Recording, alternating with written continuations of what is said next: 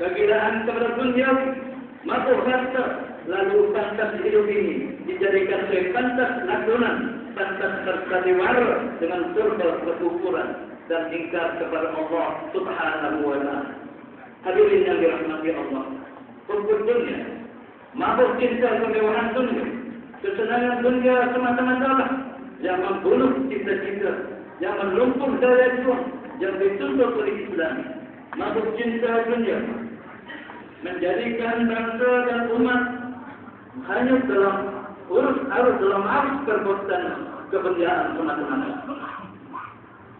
Karena mabuk dunia inilah manusia sanggup melakukan apa saja asalkan dapat kebanggaan dunia yang sementara. Suatu hakikat yang tidak boleh dinafikan, bahawa nasib sesuatu bangsa sangat bergantung kepada kondisi di bangsa. Suatu bangsa layak terus hadir tampil di pentas dunia selama ia kuat dan utuh. Suatu bangsa boleh kuat selama mana bangsa itu sanggup membela dan membangun kekuatan. Jadi kekuatan yang utama ialah persatuan dan persatuan bangsa atau umat. Kekuatan dan kebewaran akan musnah bila hilang perpaduan dan kesatuan. Dengan benarlah firman Allah Subhanahu wa Ta'ala, A'udzu billahi minasy syaithanir rajim. Wa'ati'u Allah wa rasulahu wa la tanaza'u fatafshalu wa tadhhabu rihukum wasbiru innallaha ma'as sabirin. Sadaqallahul 'azim. Dan taatlah kamu kepada Allah dan Rasul-Nya, dan janganlah kamu berbantah-bantahan, bertikaman, berbalahan.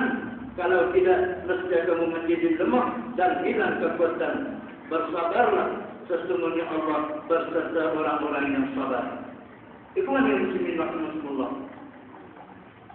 kita mampu pilihan, sama ada memilih untuk persatuan ataupun memilih untuk berpecah belah. Pilihan kita itulah gambaran sebenar kondisi mutu bangsa kita. Ikhwan yang muslimin rahimakumullah, pada kesempatan ini, sekali lagi, marilah kita mengambil pelajaran yang tersirat di sebalik ungkapan Al-Quran dalam surah Al-Rahman ayat 17 yang berbunyi, A'udzu billahi minasy syaithanir rajim. Wa ammal zabut fa yadhhabu yufa'an wa amma ma yanfa'u an-nas fa yamkutu fil ardh.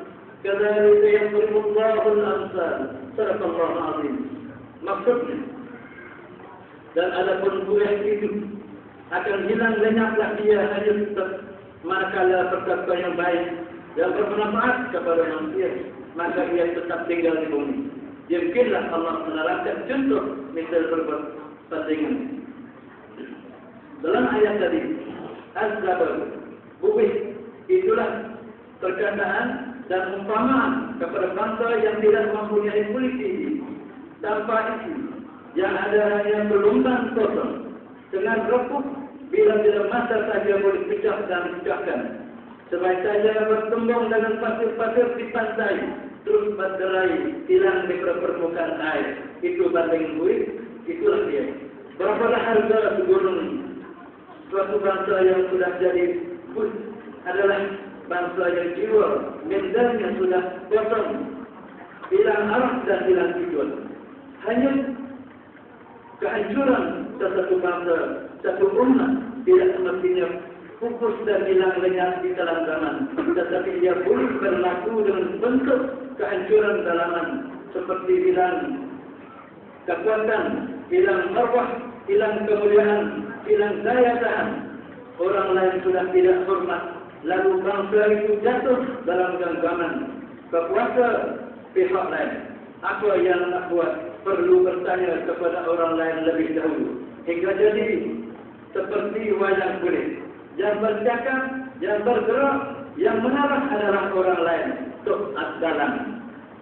Tuhan yang muslimin rahimahullah, dalam muhasabah diri, pada kesempatan kemerdekaan negara kita berkali ini, masalah kemiskinan adalah sifat yang sangat langka.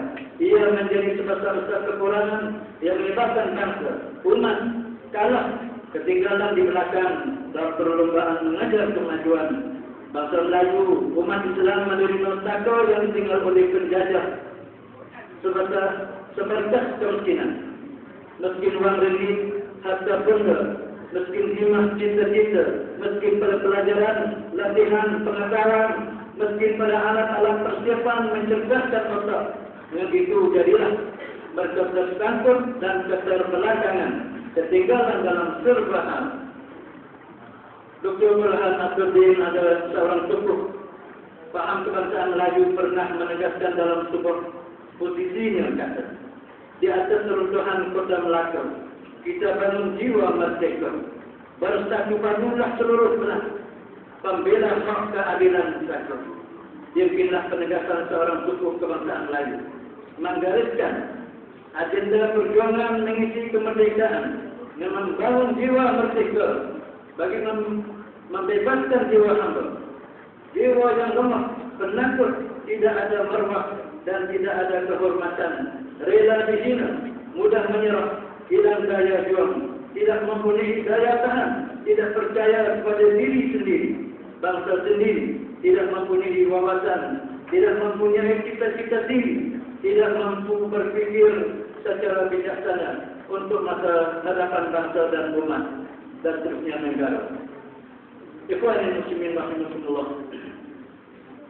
Sesungguhnya mengisi kemerdekaan dan agenda memperkatakan bangsa, umat bukanlah tugas mudah, bukanlah tugas bermain-main, tetapi adalah tugas bersama, tugas semua kita yang perlu dipikir, perlu dirancang dan dilaksanakan secara bersama. Sesungguhnya surahul ummah, kebaikan dan kejayaan umat sangat-sangat bergantung dan ditentukan oleh kesepakatan dan kemufakatan kita semua. Allah Subhanahu wa taala berfirman dalam Al-Qur'anul Karim, "Dzalika bi anna Allah lam yakun mughayyiran ni'matan an'amaha 'ala qaumin hatta yughayyiru ma bi anfusihim wa anna Allaha samii'un 'aliim." Sallallahu alaihi. Yang maksudnya, sesungguhnya Allah tidak akan mengubah sesuatu nikmat yang telah dikurniakan kepada satu kaum sehingga mereka mengubah apa yang ada pada diri mereka sendiri. Dan ingatlah, sesungguhnya Allah Maha mendengar lagi Maha mengetahui. Barakallahu li wa lakum fil Qur'anil 'azim wa nafa'ani wa iyyakum bima fihi min al-ayati wadh-dhikril hakim. Wa taqabbal minni wa minkum tilawata innahu was-sami'ul 'alim. Aqulu qawli hadha wa astaghfirullah al-'azim li wa lakum wa li sa'iril muslimin wal muslimat wal mu'minin wal mu'minat fastaghfiruhu innahu huwal ghafurur rahim.